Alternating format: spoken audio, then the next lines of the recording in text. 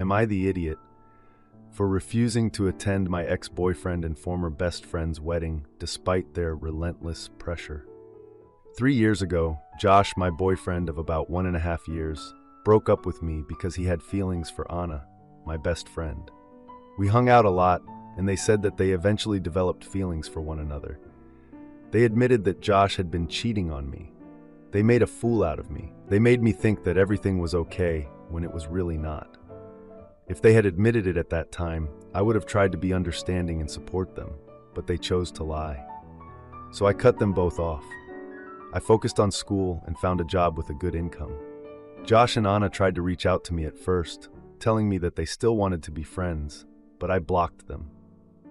Now I am living in the town next to our hometown. I got a wonderful job opportunity, so I moved, but I liked that I was still close enough to visit my parents and other relatives. About a month ago, I heard about their wedding from a common friend. It didn't really bother me anymore, so I just went on with my life. A week ago, I received a message from Anna telling me that she and Josh were getting married and that they would like me to be a part of the wedding party. I replied, "Congratulations. No, thank you." I had no feelings for Josh anymore, and I am even seeing someone else, but I don't want to celebrate the wedding of two people who betrayed me. They were insistent. Josh also messaged me via a different number.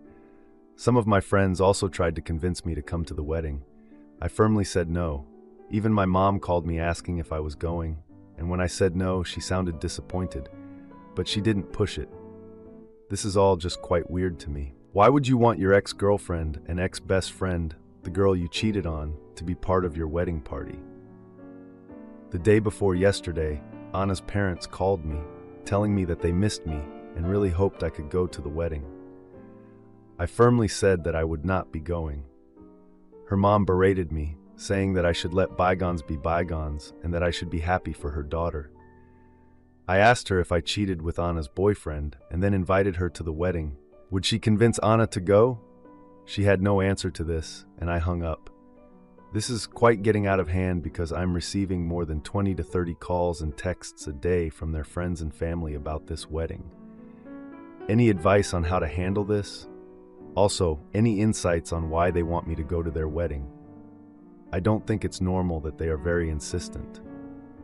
To add, hi, thank you so much for all the advice. I didn't think this would get so much attention. I just want to clarify a few things that I read about in the comments, though I'm very sorry that I have not yet read all of them. First of all, my mom is not going to the wedding, but I think she wants to go. That's why she was asking me if I was going. I'm going to talk to her after work. Aita messaged me from a different number. I don't know how she got my number. Also, my hometown is a small town, and most of our friends did know that I was cheated on. That's why this seems so weird to me. I did block the people who were very insistent, including the new numbers of Anna, Josh, and Anna's mom. Also, I keep blocking the people that text me about the wedding, but new numbers just keep popping up, which makes it more weird that people are actually making an effort to get new numbers just so I would attend an ex's wedding. I'm going to talk to a close friend who still lives in my hometown. She hates Anna for what she did to me, and she may know what's going on. That's all for now. Thank you so much for all the advice in the comments and messages. Now, for a few comments before the update. Comment 1. They want you at the wedding to rewrite history. They started their relationship in the worst possible way and probably think that if you're at the wedding, it legitimizes their start. They couldn't possibly have betrayed you if you are at their wedding. Out of interest, have you asked them why they are so insistent? Part of me would want to go and ruin their day. Wear red. Tell stories about how they got together. But I'd probably just block them all. They're not worth the effort. Comment 2. Stay away from them. Don't even wonder why they are so weirdly obsessing over you being part of their wedding. Tell them to move on. Straight up tell them to stop bothering you. Tell them that they are entering harassment territory, and you will not hesitate to exercise your rights if they don't stop. Yikes. Now, for the update. Just under a week has passed since I told Anna and Josh to forget about their wedding invitation. Honestly, I thought things would chill after I told them off, but nope, they got worse. Like, do they not get it? I started getting daily calls and texts from them. I mean, come on, it's not like I changed my mind that fast. Same kind of stuff from a bunch of mutual friends too. Over 30 messages in a single day. At this point, I had to mute my phone or else I'd be buzzed into a coma. So yeah, no peace in sight. My phone was just constantly buzzing with messages from people urging me to reconsider. Like, sorry, I don't want to celebrate the union of the folks who stabbed me in the back. I talked to my close friend Mia to see if she had any idea why everyone was pushing me. It's like, is there something I'm missing here? Mia mentioned that she heard rumors about a major family issue, but didn't know specifics. So now I'm left thinking, what the heck is going on? I decided to go to my cousin's birthday party that weekend, hoping for a distraction. I needed to get away from the chaos around me.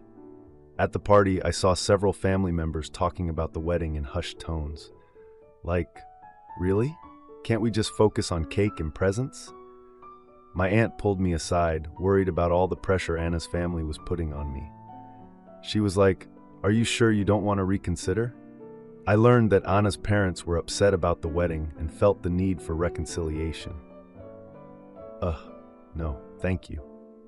During the party, I overheard two family friends talking about a recent family tragedy. They mentioned that Anna's grandmother had fallen seriously ill, causing tension in their family. That explained some of the pressure, but honestly, I wasn't interested. My uncle came up to me and asked if I had thought about going to the wedding for family unity. He said it would mean a lot to Anna's parents, given the situation with her grandmother. I politely told him I wasn't interested in going no matter what. He looked a bit disappointed, but oh well. My phone buzzed again with another message from Anna, begging me to come. At this point, I decided to block her number. I just needed to distance myself from the whole situation.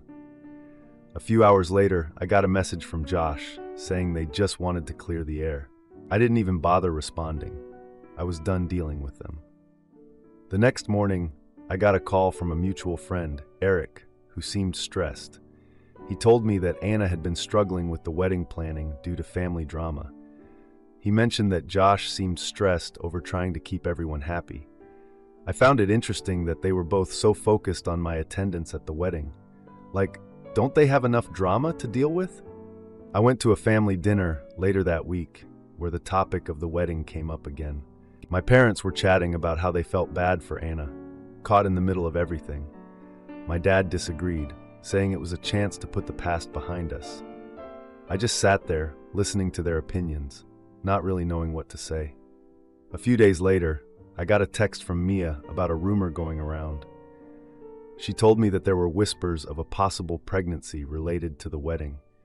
I decided to ask Mia about what she had heard, wanting details. She mentioned that Josh and Anna were under pressure to start a family quickly. After thinking about everything, I called my parents to let them know I wouldn't be going to the wedding. They were disappointed, but I felt it was the right choice for me. The next day, I saw another text from Anna asking if we could talk in person. I ignored it, knowing I had made my choice clear and had no intention of going back.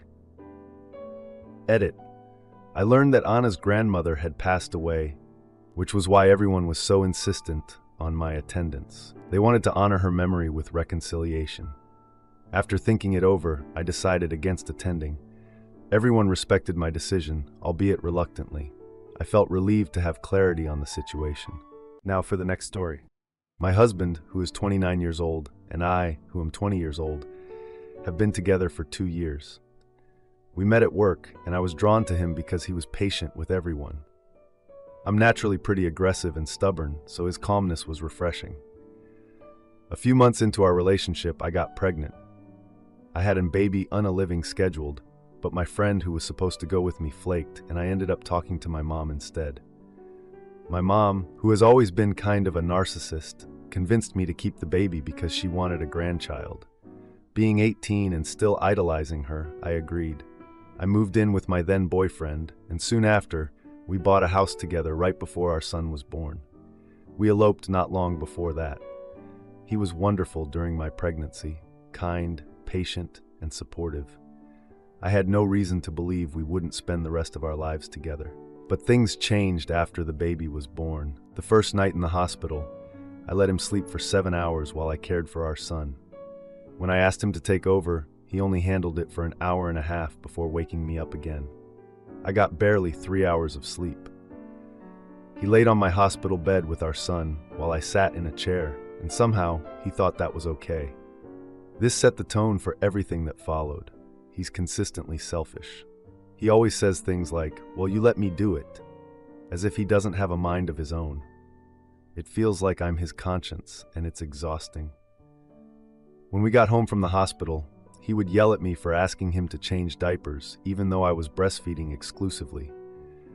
He'd call me lazy for not doing more around the house, even though I was contact napping all day with our newborn. He'd play video games for hours while I was left caring for the baby. I had to beg him to help, and when he did, it was only the chores he liked doing, never what actually needed to be done. Things have somewhat improved. He's a better dad now, but never as a husband. He's still at the same job he had when we met, while I went back to work as a server after my maternity leave. I make more money now, but he still refuses to leave his job because it's his childhood dream, even though it's not enough to support us. We argued about this for over a year before he finally admitted that sometimes you need to let go of dreams to support your family, but now it's harder for him to find a new job in his field. A few months ago, I went to Colombia for 2 weeks with our son and my parents. All I asked of him was to clean the house and get his learner's permit while we were gone. He spent the 2 weeks weeding the yard because that's what he likes to do, and didn't even try to take his learner's test until the last day. He failed and hasn't tried again since. He has 2 chores: doing the dishes and taking out the trash. He never does them on time, and I end up cleaning the entire house while he uses the excuse that he's spending time with the kiddo.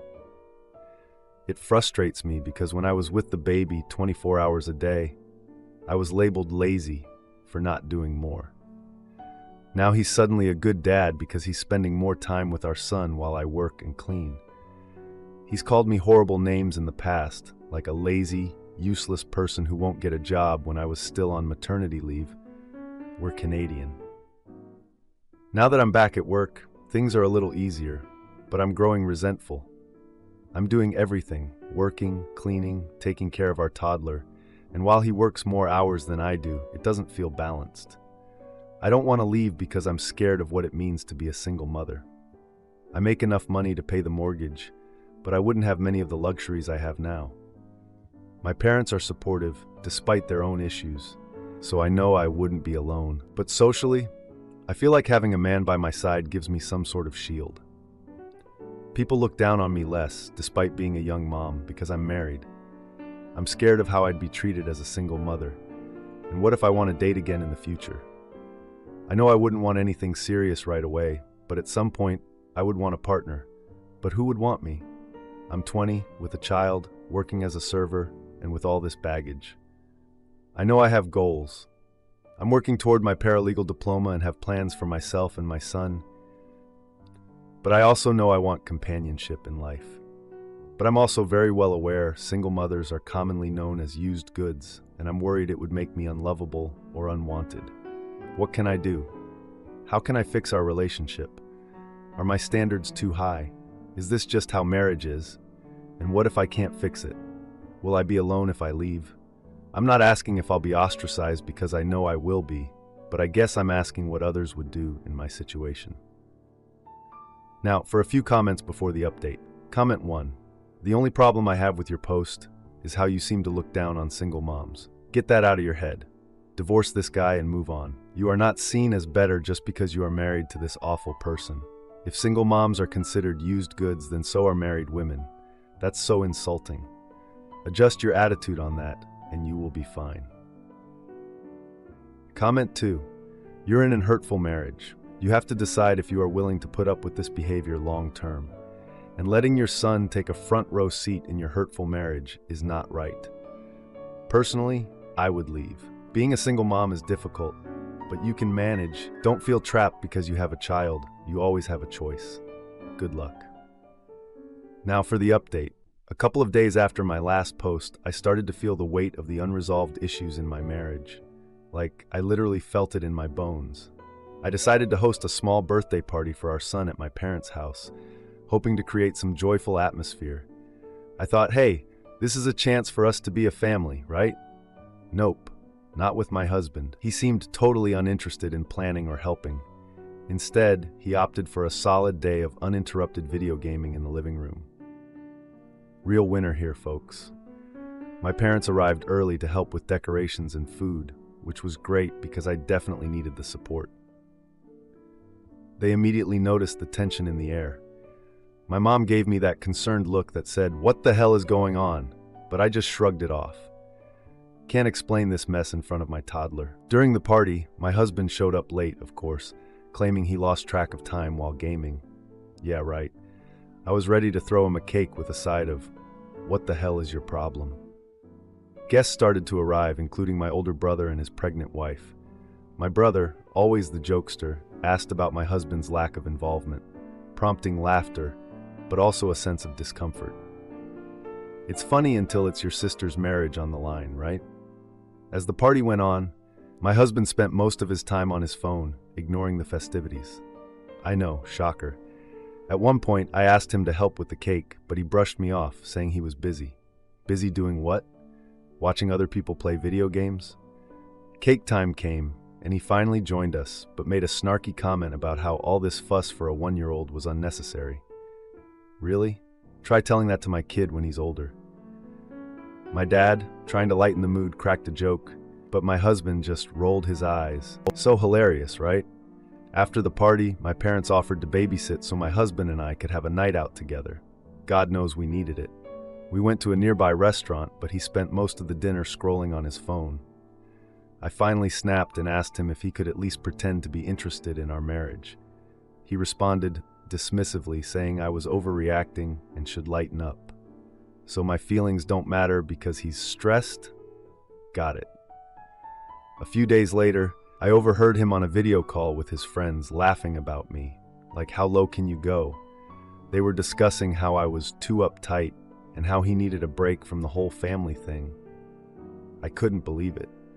I started planning a surprise outing for myself and my son, wanting to enjoy some time without him. We visited a local zoo, and I posted pictures on social media to show we were having fun, with or without him. He noticed the posts and commented sarcastically, asking if I was trying to make him look bad. Mission accomplished then. At a family dinner, the tension escalated when he brought up the zoo trip, making snide remarks about how I went without him. I calmly pointed out how he had chosen to play video games instead of joining us. Everyone fell silent, sensing the brewing conflict between us. He attempted to deflect by saying everyone should be enjoying life, but I pressed on. I revealed that I was considering taking a break from the relationship. His response? A scoff, suggesting I was being dramatic and overreacting again. Classic. I decided to take a more drastic step and started looking into local apartment listings. Gotta give my kid a better environment.